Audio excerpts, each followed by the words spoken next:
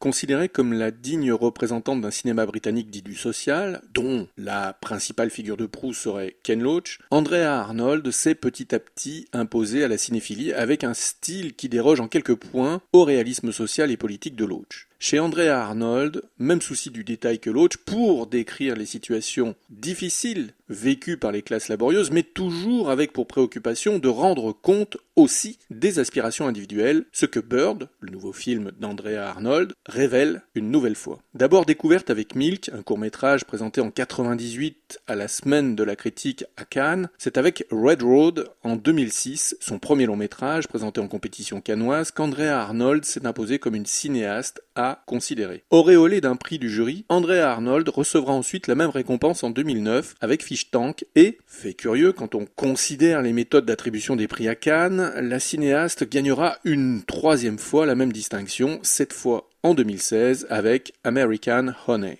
Avec Bird, première sensation d'un festival de Cannes 2024 en demi-teinte, beaucoup lui pronostiquaient un destin encore plus prestigieux dans la mesure où les films qui recueillaient une adhésion quasi unanime de la critique et du public n'étaient pas légion. Curieusement, le film est passé sous les radars d'un jury, il est vrai, peu inspiré. Peu importe, le film sort sur les écrans et nul doute qu'il constitue la première bonne surprise de cette année 2025. Bird est un film au titre d'abord explicite qui vire assez rapidement à l'énigmatique lorsque le public découvre qu'il s'agit du nom de l'un des personnages qui surgit de nulle part. C'est d'ailleurs sur ce point, celui du contre-pied scénaristique et formel, que Bird étonne le spectateur. Le titre semble évident dès l'ouverture du film. Une jeune fille, Bailey, interprétée par Nikia Adams, âgée de 12 ans, filme avec son téléphone des oiseaux s'adonner à un ballet aérien dont ils ont seuls le secret. Les plans associés au titre du film invitent à penser à une fascination de la jeune fille pour les volatiles. Oui, c'est ce que pourrait penser un public peu scrupuleux. Mais c'est oublier la nature des plans qui se succèdent et leur contenu. Des gros plans ou des plans rapprochés permettent de voir ce que Bailey cadre et enregistre sur son téléphone. Le vol gracieux de quelques oiseaux filmés depuis une passerelle grillagée. Or, sur l'écran du téléphone, jamais la grille de protection des piétons n'apparaît alors que le maillage de l'ouvrage est sans ambiguïté.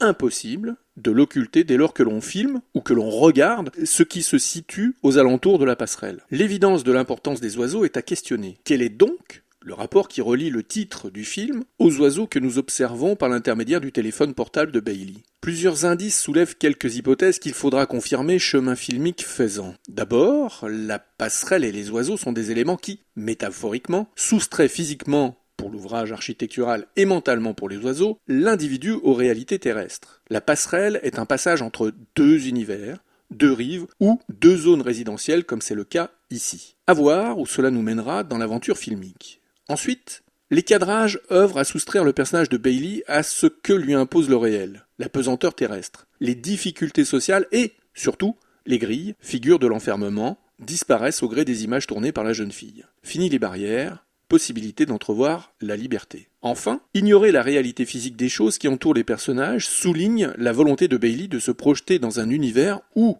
la cérébralité substitue à l'existant un monde qui s'accorde avec des pensées gouvernées par son propre imaginaire. Ces choix formels et visuels autorisent également la cinéaste à pouvoir insérer dans son récit des éléments qui modifient le cours du réel pour convoquer des péripéties qui propulsent le film du côté de la fable ou du conte pour en faire un récit initiatique. Comme élément de transition entre le réel et l'imaginaire, le bestiaire. Souvent, des éléments qui appartiennent au monde animal surgissent et annoncent, de manière symbolique, les événements à suivre. Par exemple, au début du film, une insistance est faite sur la présence de papillons dans la chambre de Bailey, et cela convoque l'idée d'une métamorphose en cours. Symbole du changement, de la transformation et du renouveau, le papillon affirme son importance dans le récit par des valeurs de plan, qui entrent en résonance avec la manière dont est filmé Bailey lorsque le spectateur constate l'omniprésence des insectes dans l'espace intime de la jeune fille. Signe annonciateur, les papillons disparaîtront dès lors que Bailey vivra les modifications naturelles qui accompagnent la puberté féminine, l'apparition des premières règles.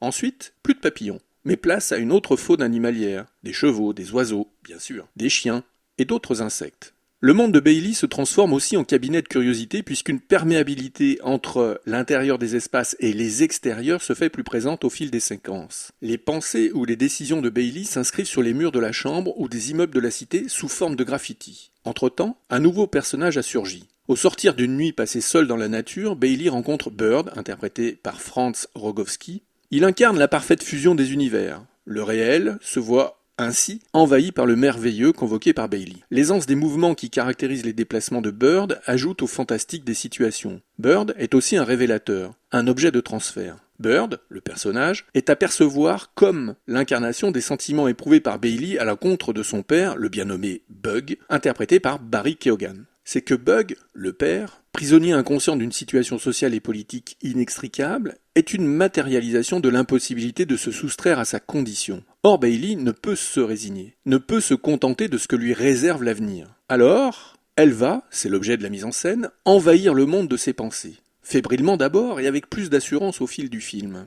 Andrea Arnold est habile sur ce point. Pour souligner l'inquiétude, l'anxiété mais aussi l'impatience qui gagne Bailey au fil des séquences, la cinéaste fait le choix, pertinent, d'une caméra portée pour rendre compte des sentiments contradictoires qui jalonnent le parcours emprunté par Bailey. De plus, Andrea Arnold joue essentiellement de deux valeurs de plan pour caractériser les navigations de la jeune fille entre le réel et le fantasme. La cinéaste fait majoritairement usage de plans rapprochés qui agissent tantôt sur une approche psychologique de Bailey, donc qui souligne la présence du merveilleux en action, tantôt sur une approche sensorielle du réel qui témoigne alors du poids du réel sur le développement identitaire de la jeune fille. Et, bien sûr, sont utilisés des gros plans pour synthétiser les enjeux du film, c'est-à-dire nous donner à voir les effets de l'émancipation de Bailey sur sa propre psyché. Le spectateur peut d'ailleurs mesurer aisément ses intentions filmiques et l'évolution du personnage de Bailey dans les deux univers. Dans le quotidien, on estime comment Bailey s'affranchit du réel dans le nouveau relationnel qui s'établit entre elle et ses proches, son père, sa mère et sa fratrie, tandis que dans le fantastique, c'est par la disparition progressive de Bird qu'il est possible d'apprécier avec justesse le chemin parcouru par la jeune fille. De ce point de vue, Bird est un film solaire. Dans un monde aux sombres horizons, le film ouvre sur des espaces possiblement lumineux par la mise en évidence des mécanismes de mutation des affects primitifs au contact de phénomènes éducatifs divers et variés pour les transformer en sensations et sentiments positifs et constructifs.